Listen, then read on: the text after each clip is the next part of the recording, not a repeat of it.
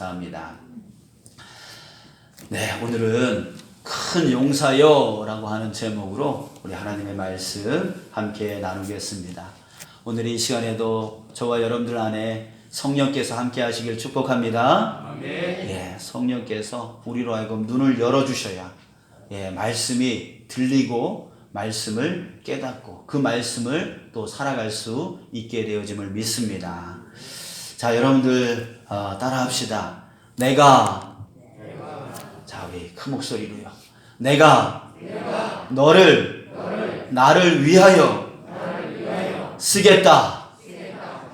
자, 여러분들 기억나십니까? 우리 지난주에 나눴던 말씀이죠. 내가 나를 위하여 쓰겠다.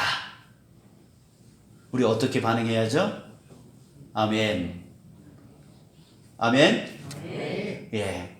제가 시키니까 하지 말고, 여러분들 우리 다시 한번 내가 나를 위하여 쓰겠다라고 하면 여러분들이 하나님이 나에게 말씀하시는 것으로 여기고 여러분들이 반응해 주셨으면 좋겠어요. 자, 제가 시작합니다. 내가 나를 위하여 쓰겠다. 네, 감사합니다. 여러분들 이사야 43장 21절에 이 백성은 내가 나를 위하여 지었나니 나를 찬송하게 하려 함이라 이렇게 말씀을 하셨어요. 이 말은 하나님이 우리 사람을 지으신 목적에 대해서 말씀하고 계시는 거예요. 왜 우리를 지으셨습니까? 바로 하나님을 찬송하게 하기 위해, 즉 하나님을 높이기 위하여, 하나님의 하나님 되신, 하나님의 그 전지전능하신 그 능력들을 많은 사람들에게 보이라고, 많은 사람들 앞에서 높이라고 우리를 지으신 것이죠. 자, 어떻게 보면은 이 말씀이 하나님의 그 이기적인 마음, 이기적인 말씀으로 들려질 수가 있다라고 했습니다. 그러나 여러분들 태초에 그 불순종의 죄를 짓기 이전의 사람, 바로 아담과 하와가 죄를 짓기 이전의 그 모습, 바로 하나님은 그 아담과 하와를 어떻게 지으셨어요?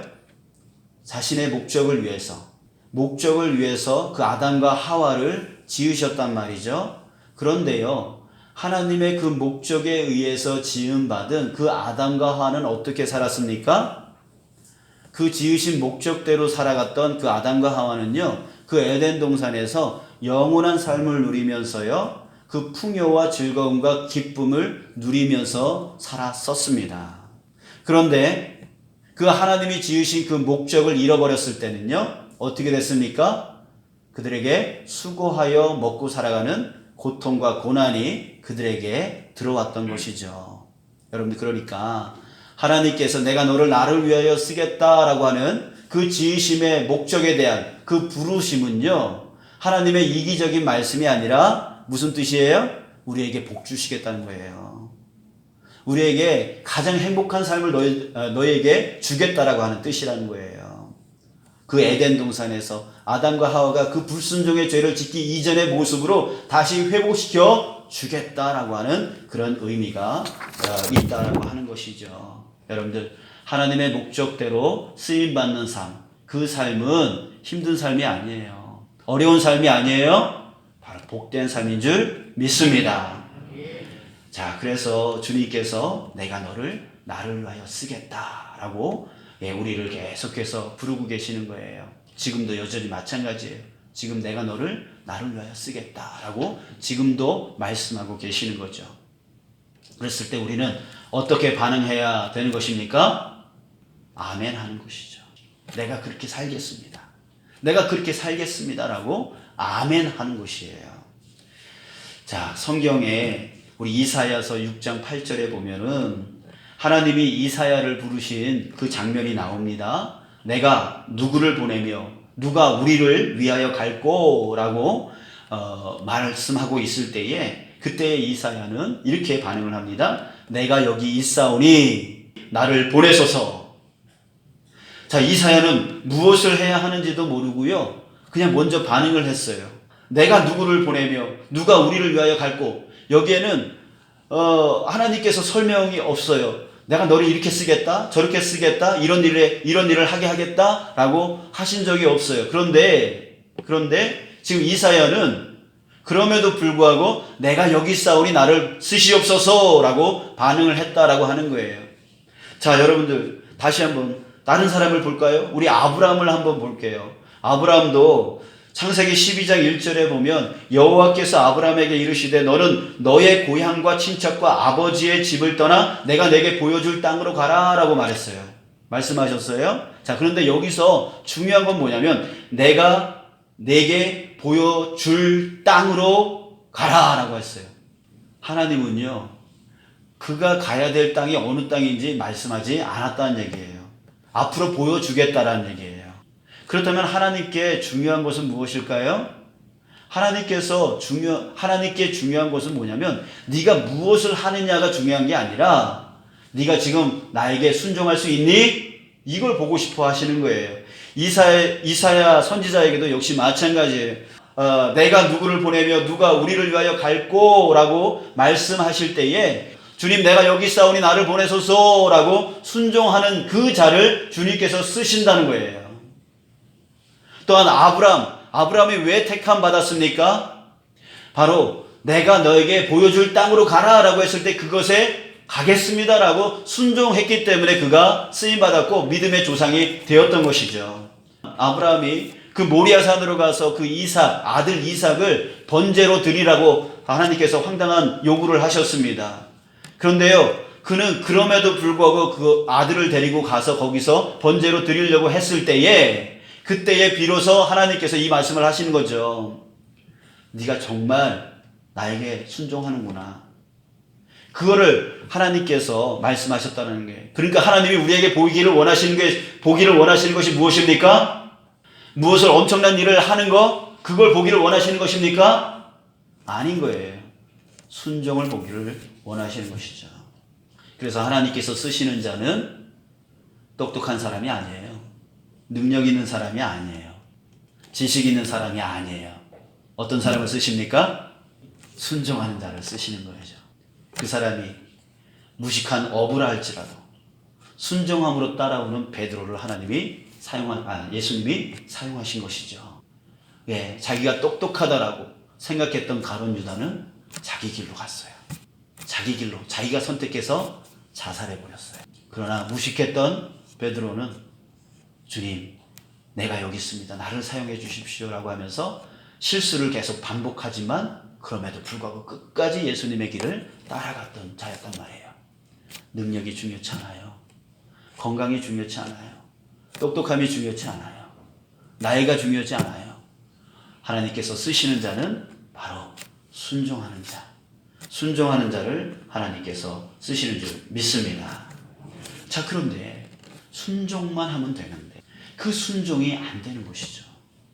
여러분들 성경에서는 주님의 부르심에 순종하여 나아가는 그 모든 자들에게 아담과 하와가 그 죄짓기 이전의 모습으로 회복시켜 주신다. 진정한 행복과 영원한 삶을 주신다라고 말씀하고 있는 것이 바로 성경의 진리입니다.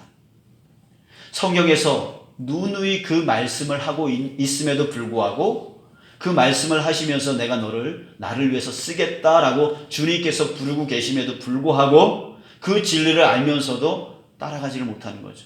순종하지를 못하는 거죠. 왜 그럴까요? 여러분들 오늘 본문에서 기드온이 우리에게 그것을 가르쳐주고 있는 거예요.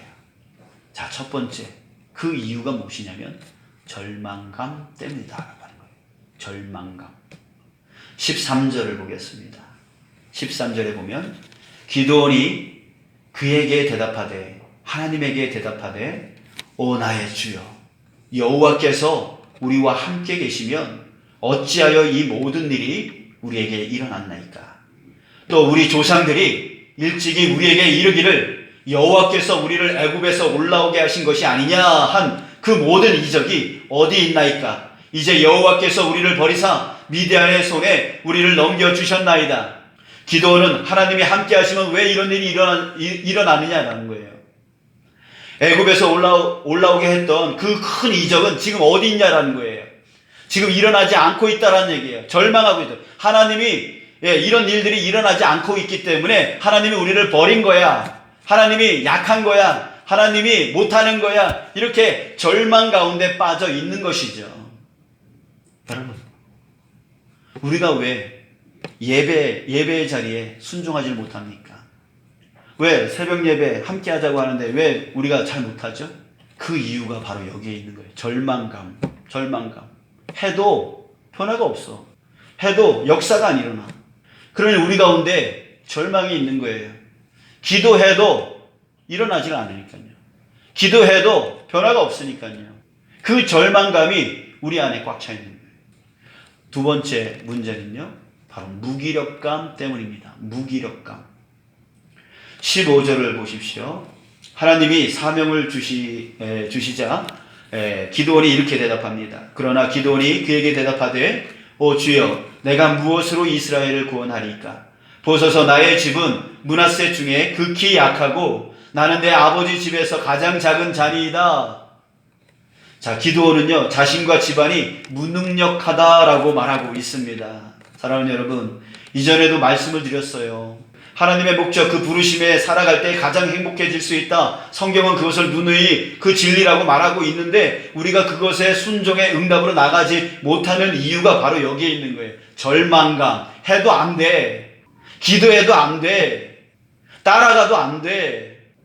또 무기력감. 나는 연약해. 나는 부족해. 나는 능력이 없어. 나는 남들만큼 똑똑하지 않아. 라고 하는 무기력감. 이 절망감과 이 무기력감이 우리 안에 꽉 차 있음으로 인해서 주님께서 우리를 부르신, 내가 나를 위하여 쓰겠다라고 하는 그 행복의 길로 우리를 부르고 계심에도 불구하고 그것에 응답하지를 못하고 있는 것이죠. 아멘 하지를 못하고 있는 것이에요. 자, 그렇다면 여러분, 이렇게 기드온처럼 절망감과 무기력감이 오는 이유가 무엇일까요?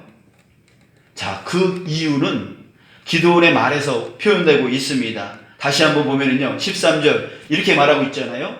여호와께서 우리와 함께 하시면 어찌하여 이 모든 일이 우리에게 일어났나이까? 자, 이 모든 일이 우리에게 일어났나이까? 여러분들, 지금 기드온은 그것을 강조하고 있어요. 지금 무슨 말을 하냐면 지금 현실을 보고 있어요. 현실을 보고 하나님을 보고 있다는 얘기예요. 자, 15절에 보소서 나의 집은 하면서 뭘 보고 있어요? 므낫세 중에 가장 약한, 또한 그 가정 가운데 가장 낮은 그런 자신의 모습을 보고 있어요. 현실을 보고 있단 말이에요. 그 현실을 보고 하나님을 보고 있기 때문에 절망감, 무기력감 속에 빠지게 되어 있다라는 하는 것이죠. 여러분, 좋은 신앙과 나쁜 신앙의 차이점이 무엇인지 아십니까? 여러분들은 좋은 신앙 갖고 있다고 생각하십니까? 나쁜 신앙 갖고 있다고 생각하십니까? 우리 이 차이점을 한번 생각해 봤으면 좋겠어요. 좋은 신앙이란 무엇이냐면 하나님의 능력을 먼저 보는 자예요. 하나님의 능력을 먼저 보고 그것을 통해서 세상을 보고 나 자신을 보는 게 좋은 신앙입니다. 하나님의 전지전능하신 능력을 통하여 나 자신을 보는 거예요. 하나님의 전지전능하신 능력을 보고 세상을 보는 거예요. 그런 자는 어떤 믿음을 갖고 있을까요? 희망을 갖고 있는 거죠. 이 세상이 아무리 어둡더라도, 나 자신이 아무리 약하더라도 하나님의 능력은 전지전능하신 능력이니까 능력 주시는 자 안에서 능치 못할 일 없다라고 하는 희망을 갖고 살아가게 되어지는 거예요. 그러나 나쁜 신앙은 어떤 신앙입니까? 반대로 보는 신앙이에요. 세상과 자신을 먼저 봐요. 그리고 나서 하나님을 보려고 하는 거예요. 그런데요, 여러분, 세상이 어둡습니다. 우리 안동재 장로님도 지금 기도했지만 세상이 지금 정의가, 공의가 다 허물어져 있는 것처럼 지금 세상이 보여지고 있습니다. 자, 그러니 그 세상을 바라보고 있는, 또 나의 연약함을 바라보고 있는 그 사람이 그 눈이 어떻게 되겠어요? 흐려질 수밖에 없는 거죠. 그 어둠을 보고 있는데 어떻게 눈이 밝아질 수 있겠습니까? 하나님이 보입니까? 안 보입니까? 보이지 않게 되어지는 거예요. 세상을 보고 그 다음에 하나님을 보려고 하는 자는 하나님이 보여지지 않는 거예요. 나의 연약함을 보고 하나님을 보려고 하는 자는 하나님이 보여지지 않는 거예요. 그런 자에게 뭐가 옵니까? 절망감이 오는 거예요. 자기의 무기력감이 오는 거예요. 해도 안 되는구나. 그 절망감과 그 무기력감으로 인하여서 주님께서 내가 나를 위하여 쓰겠다라고 하는 주님의 음성이 들려도 그것에 반응하지를 못하는 거죠. 내가 무능력한데 어떻게 합니까? 하나님이 함께 하신다면 왜 세상이 이렇습니까? 라고 하면서 이 세상의 현실을 보면서 하나님을 보지 못하는 그런 사람들에게 절망감, 무기력감 속에 빠질 수밖에 없는 것이에요. 자, 여러분, 기드온이 바로 그랬던 거예요. 하나님을 보고 현실을 본 게 아니라 현실을 통해서 하나님을 보려 했던 것이에요. 그러니까 하나님이 보이지 않는 거죠. 하나님이 무능력해 보이는 거죠. 하나님이 아무것도 하지 않는 것처럼 느껴지는 것이죠. 자, 여러분, 우리는 이 기드온의 문제점을 통해서요, 우리의 문제점을 발견할 수 있습니다. 그 문제가 무엇입니까? 지금 보는 문제를 얘기하고 있어요. 잘못 보고 있다는 얘기예요. 잘못 보고 있다는 얘기예요. 잘못된 시각이 우리로 하여금 절망감과 무기력감 속에 빠지게 했다라고 하는 것입니다. 그래서 하나님께서 진정한 행복으로 초대하고 있음에도 불구하고 그 두려움에 휩싸여서 응답하지 못한 것입니다. 실제는 어떤데요? 실제는 그게 아닌데요. 여러분, 제가 자, 무엇이 보이십니까? 플라스틱? 무엇이 보이십니까? 그냥 딴 생각하지 말고 그냥 보이는 대로 얘기해 보세요. 자, 핸드폰이 보입니다. 그죠? 자, 그런데 핸드폰만 보이는 게 아니라 그 핸드폰을 잡고 있는 저도 여러분들에게 보여야 되겠죠. 여러분들 그래요. 우리의 연약함을 보다가 우리의 부족함만 보다가 뭘 못 보게 되냐면 그 연약한 자 곁에 항상 함께 계시는 하나님을 보지 못하는 것이죠. 이게 우리가 보는 문제가 생긴다는 거예요. 내 연약함만 보고 세상의 어둠만 보니까 그 세상 가운데 역사하고 계시고 나와 항상 결코 떠나지 아니하시겠다라고 약속의 말씀을 갖고 곁에 계시는 함께 거하고 계시는 그 하나님을 보지 못하는 삶을 우리가 살아갈 때가 너무너무 많은 것입니다. 그래서 하나님은 잘못 보고 있는 그 기드온에게 오셨어요. 제일 먼저 뭘 하려고 하시냐면 그의 잘못 보고 있는 것을 고쳐 주시려고 했던 것이에요. 그래서 12절에 보십시오. 여호와의 사자가 기드온에게 나타나 이르되 뭐라고 말씀합니까? 큰 용사여, 여호와께서 너와 함께 계시도다. 지금 기드온이 보지 못하는 것을 보게끔 만들어주고 있어요.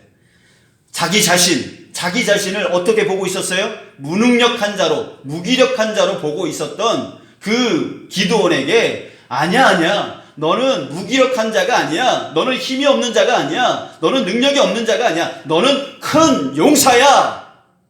라고 지금 말해주고 있어요. 또 한 가지는 너와 함께 하나님이 함께 계셔 라고 하는 그가 보지 못하고 있는 그 하나님을 보게 해주시고 있다고요. 네, 여러분, 우리 오늘 이것을 우리가 깨달았으면 좋겠습니다. 주님께서 우리를 누구라고 말씀하시는 거, 그게 바로 우리의 진짜 모습이라는 거. 여러분, 우리가 그것을 기억하시는 저와 여러분들 되시기 원합니다. 여러분들은 큰 용사이십니다. 아멘은 하는데 생각은 아니야 이러고 있지는 않습니까? 그걸 깨트려야 됩니다. 우리 안에 있는 나는 못해라고 하는, 나는 안 돼라고 하는 그 무기력감과 그 절망감을 우리는 깨트려 나가야 되는 거예요. 여러분들, 해병대 하면 한 번 해병은 영원한 해병이라고 그래요. 그런 말이 왜 나오죠? 그냥 자기네들 의시달라고 하는 건가요? 아니에요. 그들에게는 그 어떤 군대보다도 혹독한 훈련이 있는 거죠. 그들이 입소했을 때, 입대했을 때는 나는 이런 거 못해, 나는 이런 거 부족해, 이런 생각으로 꽉 차 있었을 것입니다. 그런데 그 훈련이 그들로 하여금 그 생각들을 깨뜨리게 해주는 거예요.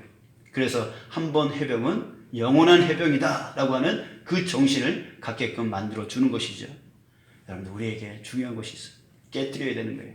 우리 안에 있는 그 절망감, 우리 안에 있는 그 무기력감, 이것을 우리는 깨뜨려야 되는 거예요. 그래서 우리에게 훈련이 필요한 것이죠. 그래서 여러분들에게 제안합니다. 우리 일주일 동안 두 가지를 우리가 함께 실천해 나가기를 원합니다. 그것이 우리의 스스로의 훈련이 되어지기를 원하는데요. 첫 번째, 여러분 주님은 찾아오신다라고 하는 그 말씀입니다. 기드온에게 주님께서 먼저 찾아오셨어요. 하나님께서 먼저 찾아오셨어요. 어디로요? 그의 삶으로 찾아오셨어요. 그런 것처럼 여러분들 지금 이후에, 이전에도 그랬지만 지금부터 계속해서 하나님은 우리를 찾아오셔요. 그리고 항상 함께 계셔요. 여러분 믿으시기 바랍니다. 그랬을 때 내 삶 가운데 주님께서 함께 하시는 것이죠. 함께 한다는 뜻은 나를 돕고 인도하시고 지키시고 거하신다는 얘기예요. 자, 그랬을 때 여러분 그 찾아오시는 하나님께 집중하자라는 거예요. 이걸 우리가 실천하자는 거예요. 내가 어떤 고난 가운데 있을 때, 어떤 힘든 가운데 있을 때, 어떤 부정적인 마음 가운데 있을 때에 그 모든 삶 가운데 주님께서 함께 하셔서 나와 동행하고 계시다. 그렇기 때문에 그 어려운 힘든 그런 상황 가운데 주님께 집중하는 거예요. 주님이 어떻게 이 문제를 해결해 나가실지에 대해서 집중해 나가는 그 훈련이 우리에게 있어야 된다는 거예요. 그랬을 때 그 삶 가운데에 주님께서 은혜를 끼쳐 주실 때에 우리의 눈이 깨지기 시작하는 거예요. 우리의 생각들이 깨지기 시작하는 거예요. 자, 두 번째 우리가 실천하고 싶은 것은 주님께서 하나님께서 기드온에게 오셔가지고요. 기드온에게 오셔가지고 야, 너는 정말 그래. 너는 진짜 약해. 너는 그게 부족해. 이런 말 한 번도 하신 적이 없어요. 기드온에게 오셔가지고 이런 말씀하셨어요. 너는 큰 용사야. 여호와께서 너와 함께 계시도다.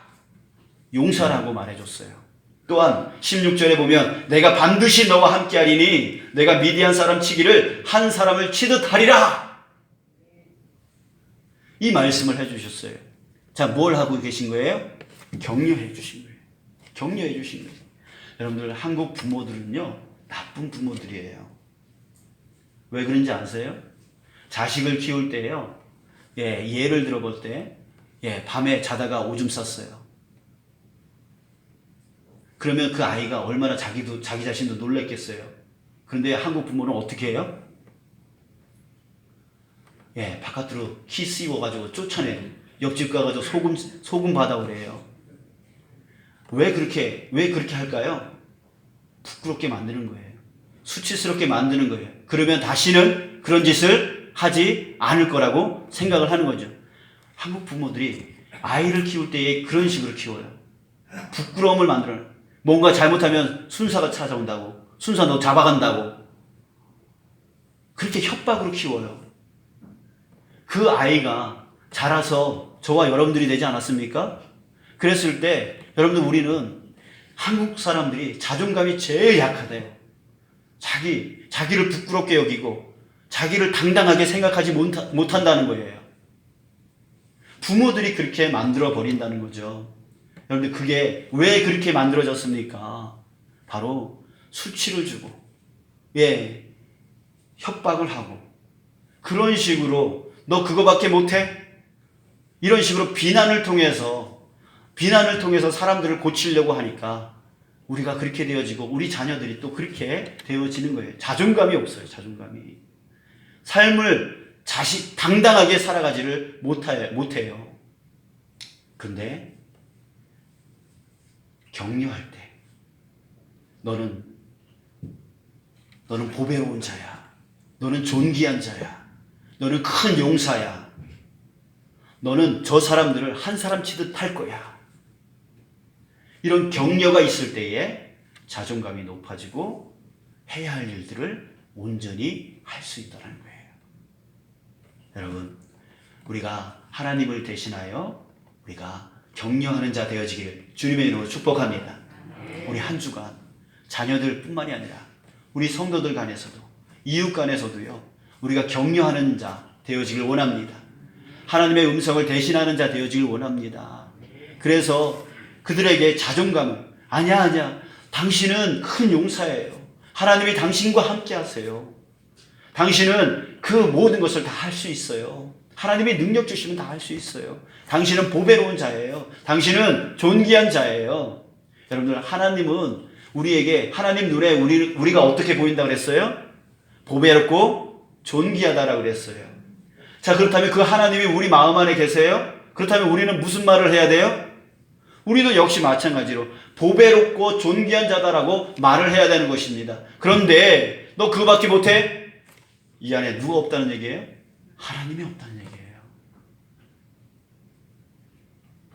하나님이 거하시는 자는 하나님의 말을 쫓아가는 것이죠. 여러분, 우리 일주일 동안 이것을 실천하기를 원합니다. 격려합시다.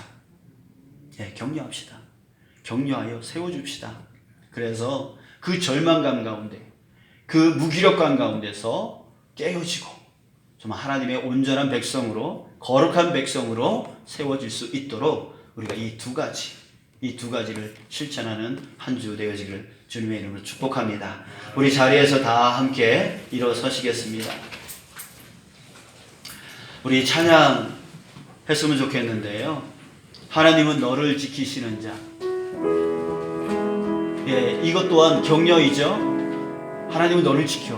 걱정하지 마. 두려워하지 마. 하나님이 너와 함께 하시잖아. 하나님이 너를 도와주시잖아. 이런 격려의 말들을 우리가 오늘 이 시간에 우리 좌우에 계신 분들하고 좀 나눴으면 좋겠어요.